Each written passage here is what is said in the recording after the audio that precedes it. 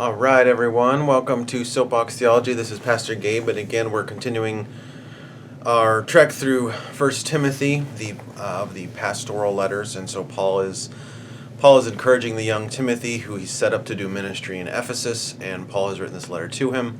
And now we've just kind of finished his really long introduction. He's mentioned people that have swerved from the faith, and he's going to come back to that again.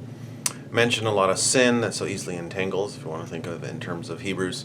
And then he compares to himself, remembering that God had shown him so much mercy. And then we come to verses 18, 19, and 20 to close off chapter 1. So I'm going to read the verses. This charge I entrust to you, Timothy, my child, in accordance with the prophecies previously made about you, that by them you may wage the good warfare, holding faith and a good conscience. By rejecting this, some have made shipwreck of their faith, among whom are Hymenaeus, I almost said Hermione, and Alexander, whom I have handed over to Satan, that they may not learn to blaspheme. So just 3 verses, a really short section, but important one, where he starts to personalize it for Timothy, setting him up for the things that he will encounter in ministry that Paul has so many times encountered. So he's encouraging Timothy, he's entrusting with him the faith, he's entrusting with him the stewardship, he's entrusting with him the responsibility of pastoring the church, and that's why these are the pastoral letters. He's setting these guys up to do ministry and to do them well. And he calls them his child. There's other places where Paul has said, you have many teachers in the faith, but not many fathers. And Paul is using that language here. He views himself as a father, in other words, someone who's personally discipling those underneath him, and child then. Timothy then he would view as one of those children, one of those people he has discipled. So he's entrusting to him. What is he entrusting to him? Well, everything that's kind of come before, especially in verse 15. The saying is trustworthy and deserving of full acceptance, that Christ Jesus came into the world to save sinners. In other words, the gospel message. If you go and read over in 1 Corinthians, again, over and over again, and in Romans, Paul is continually saying, the gospel is the power of God unto salvation. The gospel, the message, the kernel of that kernel of truth is what we are to be holding to, and not making it about many other things. It's unfortunately very easy to make the gospel about many other things. Our causes, our justices that we're pursuing, social justice, our different things that we happen to care about and be passionate about. How easy it is to make it about that sort of thing. And he's saying, no, make it about the gospel, the thing that I've entrusted to you. And so again, it's the gospel. Again, up at verse 11, he's talking about how to counter all of these sins. Keep to sound doctrine in accordance with the gospel of the glory of the blessed God, which I have been entrusted. So now that's verse end of 10 and 11. So he's talking about how the gospel was entrusted to him, and now he's entrusting it to Timothy. And so Timothy, and any pastor really, has the responsibility of the gospel being entrusted to them and speaking that. Again, and not making it about other issues, not making it about politics, not making it about all of the things that is easily to talk about, especially when you're up in front of people and you're, part of the job is speaking, communicating. It can be very easy to make it about your hobby horse, or even your favorite books, your favorite passages, but also to avoid certain things. And so he's telling them, you've been entrusted with this gospel the same way that Paul has been entrusted. And then he reminds them here, in accordance with the prophecies previously made about him. And we read about this a lot in the book of Acts. There's, it mentions prophetic women, it mentions a lot of prophets, and so people are coming and showing up and speaking on behalf of the Lord. And it's usually just in that early time. You have to understand, in that early time, there was a lot more of this sort of activity, especially when the unfolding of the canon was still happening. Right? As Paul's writing his letter, no one has the letters of Paul.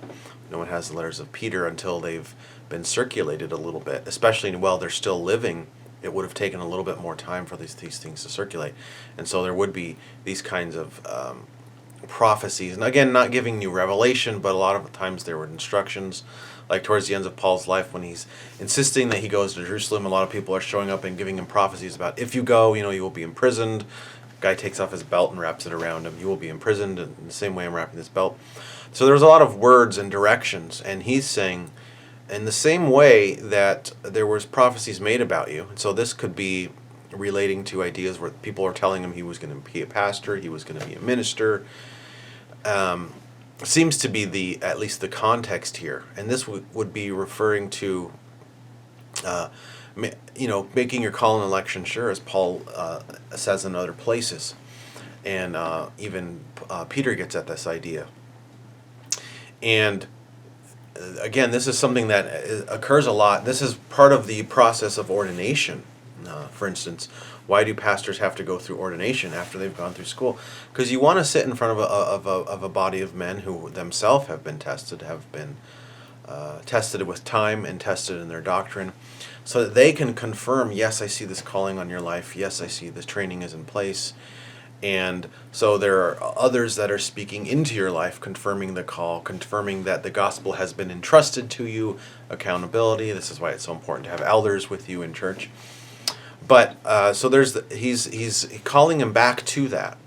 And he's saying that by them you may wage the good warfare. And this idea is brought up later in the book, in chapter 6, I believe, where he says, fight the good fight. And he's hinting at, I mean, he's more than hinting at, but he's telling them, the charge not only of an overseer, of a pastor, is difficult, but the charge of carrying the faith is difficult. There will be pushback. There will be challenges. And so jumping back up earlier in the chapter, he says, the aim of our charge is love that issues from a pure heart and a good conscience and a sincere faith. And he mentions certain persons, by swerving from these, have wandered away into vain discussions. And so it's easy to swerve. It's easy when temptation comes, when the heat is turned up, to kind of cave, to kind of teach a different gospel, or to accommodate and water it down and fill it with other things. But he's reminding him that it's warfare, to stay on the path, to be faithful. It really, really is, and to fight the good fight. And so he's reminding him, I've entrusted this to you. So remember, I've entrusted this to you. Remember that your calling has been prophesied and encouraged by other people, so they're counting on you as well. And they're saying, then wage the good warfare. Fight for the faith. Fight for what's been entrusted. And then he continues, and again, harkening back to what I just read in 19, holding faith and a good conscience. By rejecting this, some have made shipwreck of their faith.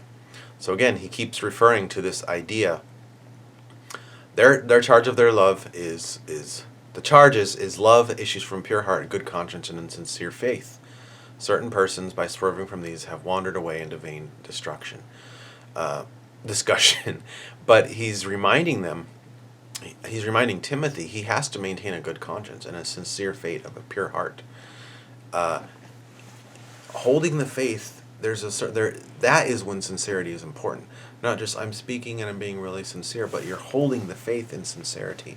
So you're not secretly doubting, you're not secretly undermining, you're not secretly saying, well, I believe this over here, but not that over there, or I don't really think the Bible means that, and just always making excuses and coming up with alternative translations, or avoiding teaching certain things, and how easy it is to do that sort of thing. And only the person knows, well, it's so easy to avoid the epistles. This is one thing I've noticed growing up in the church. Not a lot of people preach on the epistles. Why? Because they're very confrontational. They're literally the apostles writing to the church, usually addressing issues, addressing challenges, often rebuking, and frankly, just kind of blank theology like Romans, or systematic theology, or the stories of the Gospels. There's certain books that are safer than others, and a lot of times the epistles can be a little bit more pointed, because they're saying, this can't be going on in your church, so you need to address this. And how easy it is to kind of just mentally say, well, I'm not going to preach that, I'm going to preach this. And so how easy it is, if you don't have a sincere faith, how only you would know that inside by the choices that you make and the way that you communicate it. So it's so important for the guy up front to hold the faith with a good conscience, and to believe everything that's written, to have a robust idea of inerrancy, and how important it is that the scriptures are true and reliable and faithful. Because if you don't believe that stuff, then you're really going to edit it when you communicate it, and that's not the gospel that's been entrusted. And then he mentions, some have rejected this and made shipwreck of their faith. And we know Paul as he was going on his missionary journeys, he was encountering people who were faithful and other people who appeared faithful for a time and then stabbed him in the back. Other times when he was being put in prison or being put on trial, many times people would abandon him, and he mentions being shipwrecked. He had gone through that personally, right? He mentions many times that he has actually literally been shipwrecked. And so he's giving him a picture here. If you reject what is true, the sound and trusted gospel, something is going to come along and trip you up. And they shipwreck their faith. And maybe they don't get tripped up and it's so obvious to everyone else, but it would be easy from someone on the outside for Paul to say they have made a shipwreck of their faith. Whether or not it's a big, wreck or not is beside the point.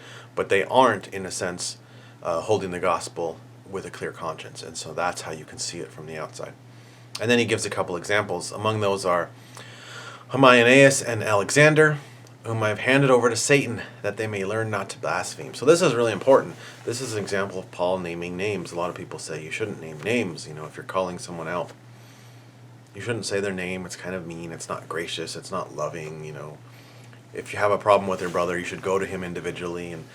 And yes, that's true, but when it comes to a teacher who's publicly putting things out there that are false, that are wrong, then they need to be addressed publicly because other people need to be aware. This teaching is harmful. This person over here who has influence should not have this influence because they're wrong. They're not representing Christ. A lot of people think maybe this is Alexander the coppersmith, but Alexander the coppersmith probably wouldn't have been someone in Ephesus who had influence, and maybe even would have been a teacher. It's probably a different Alexander. That's a well-known name, Alexander the Great, with Rome Hellenized and all that thing. We don't know who that is. Probably not the coppersmith.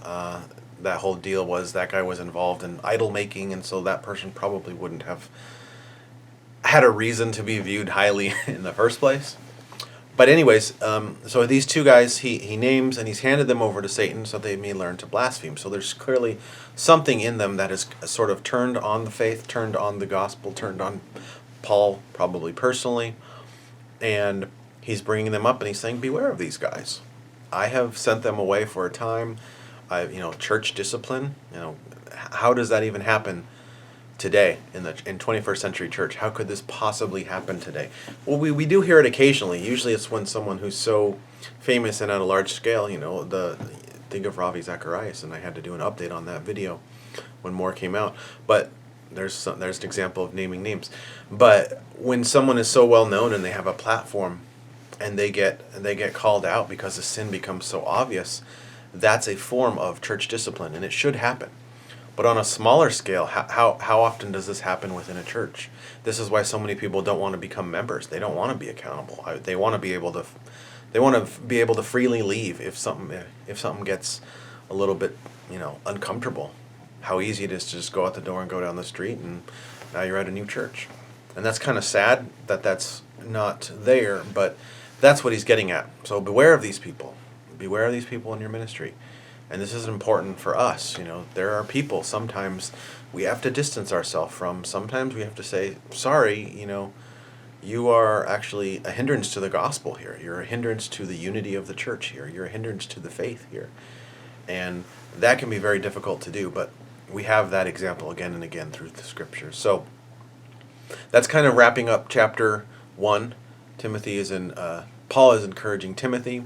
He's telling him to recall the things that are spoken about him, remember to hold the faith in a good conscience, and there are examples of so many who have not done this, and so use that as a reason to avoid going over there. Hold the faith with a sincere heart, and then preach the true gospel. So we'll continue next time looking at beginning in chapter 2, but this is just a really important section for anyone who's considering going into ministry or is in ministry.